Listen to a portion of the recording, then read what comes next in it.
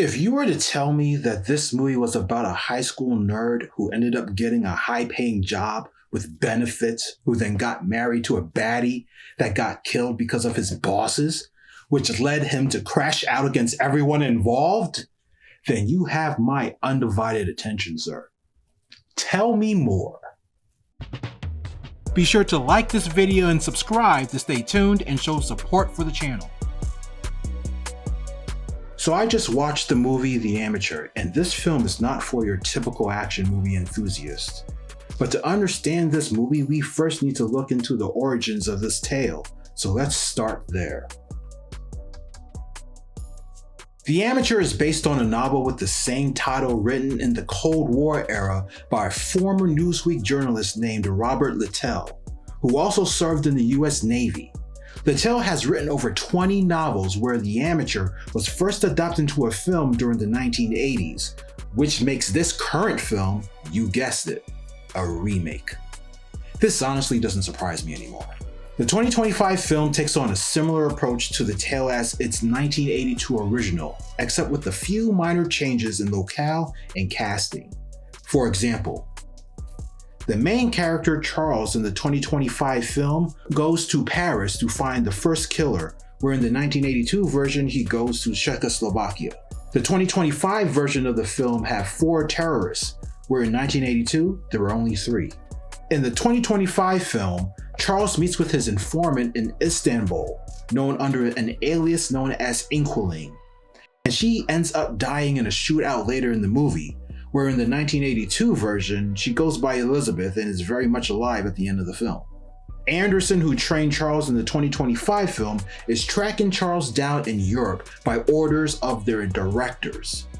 Ends up getting hurt, but ends up alive and well at the end of the movie. Proud of Charles's accomplishments, where in the 1982 original, Anderson dies in a shootout against the terrorist leader Schrager, who secretly worked for the CIA, and Charles was the one who killed Schrager. And of course, there's a race swap.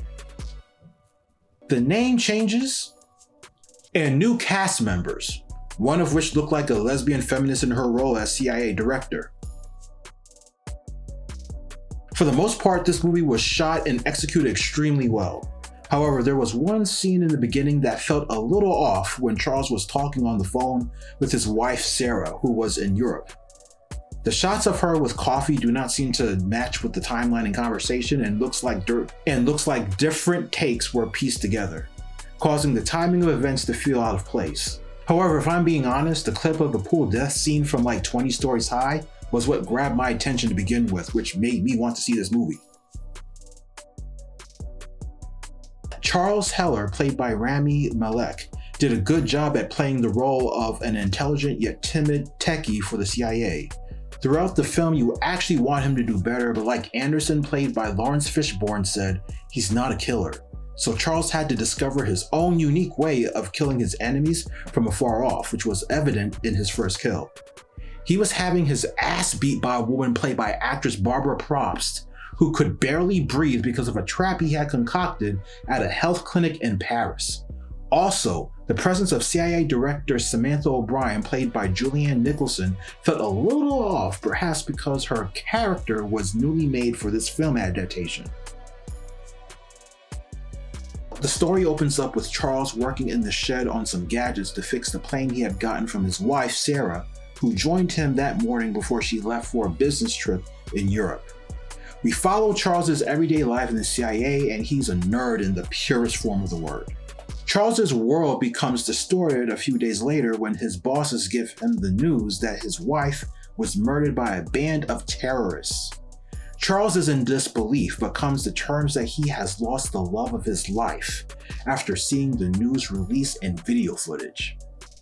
Charles had spent time gathering intel thanks to his pen pal Inkling on attacks overseas, which he found that was linked to his bosses in the CIA, one of which is Director Moore. After the death of his wife, he used his tech smarts and gave the names and locations for all 4 terrorists, but his bosses already knew this, and on the surface, it looks like they are doing nothing about it. That's when Charles decides to blackmail his bosses with the intel he got from Inkling.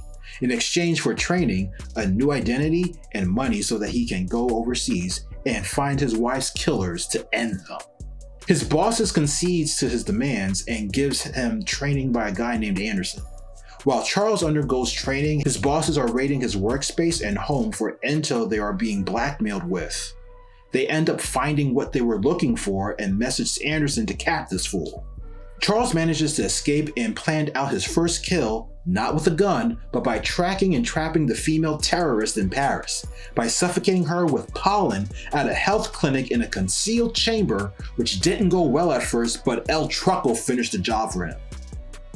Charles is later seen on the run from Anderson, where he cleverly escapes and makes a trip to Istanbul to connect with Inquilin for the first time, who turns out to be a woman. Together they operated like Batman and Oracle, but it's more like Oracle and Tim Drake without the martial arts, and the social skills, and the Riz, where they planned their next hit, resulting in the death of the second terrorist at a pool suspended at least 20 stories above the ground. I would never.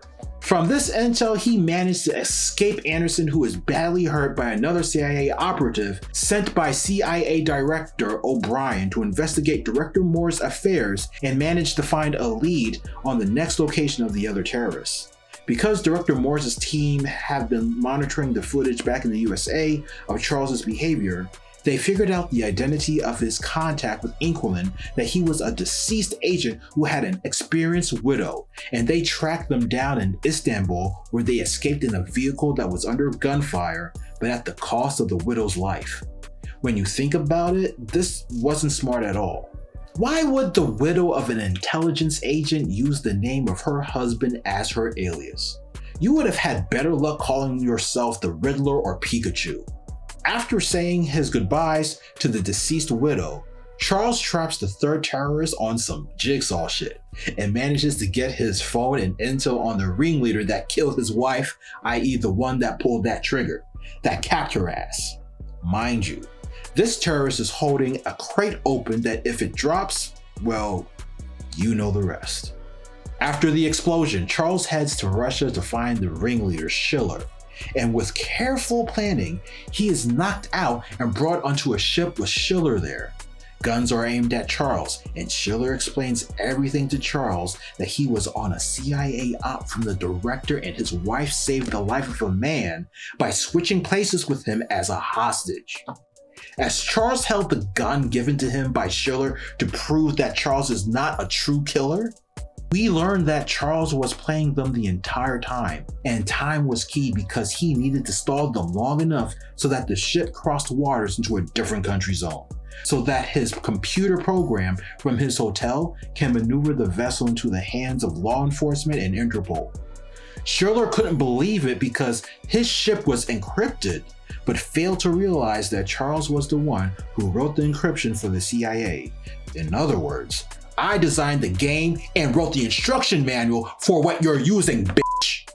Schiller and his band of merry men are arrested.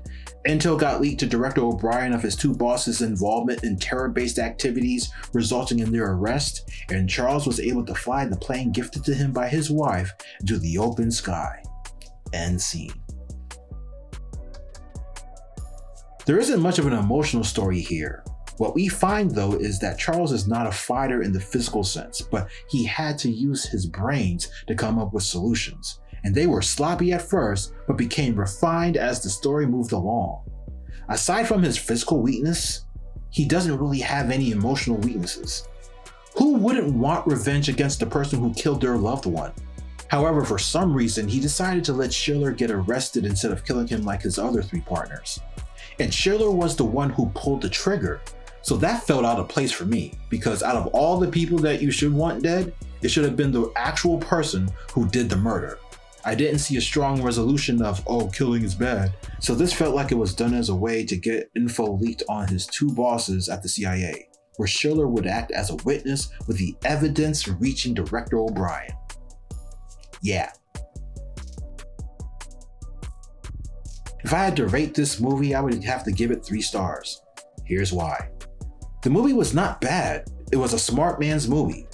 People who are accustomed to movies made from the 1960s to the 1990s will definitely enjoy this more than the younger audience.